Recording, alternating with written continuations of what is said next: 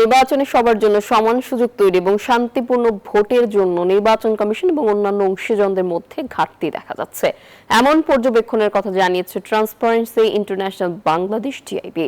রবিবার সংস্থাটির কার্যালয়ে একটি সংবাদ সম্মেলনের আয়োজন করা হয়। কথা বলেন টিআইবি নির্বাহী পরিচালক ডক্টর ইফতেখারুজ্জামান। তিনি বলেন, রাজনৈতিক সংঘাত, আচরণবিধি লঙ্ঘন এবং প্রার্থীদের অসুস্থ প্রতিযোগিতা বন্ধ করতে ব্যর্থতার পরিচয় দিয়েছে ইসি। আজকের সংবাদ সম্মেলনে আপনারা সবাই অবাধ, নিরপেক্ষ, স্বচ্ছ এবং সবার জন্য সমান প্রতিযোগিতার ক্ষেত্র তৈরি এবং শান্তিপূর্ণ নির্বাচন আয়োজনে নির্বাচন কমিশন অন্যান্য অংশীজনের মধ্যে ক্রমবর্ধমানভাবে প্রয়াস আছে নিঃসন্দেহে, বিশেষ করে রাজনৈতিক সংঘাত এবং নির্বাচনে আচরণবিধির লঙ্ঘন এবং অনিয়ম ও অসুস্থ প্রতিযোগিতা প্রতিরোধে নির্বাচন কমিশনের উপরে যে আরোপিত দায়িত্ব বা ক্ষমতা, সেটি কার্যকর প্রয়োগের ক্ষেত্রে দৃশ্যমান অনেক ক্ষেত্রেই ঘাটতি দেখা যাচ্ছে।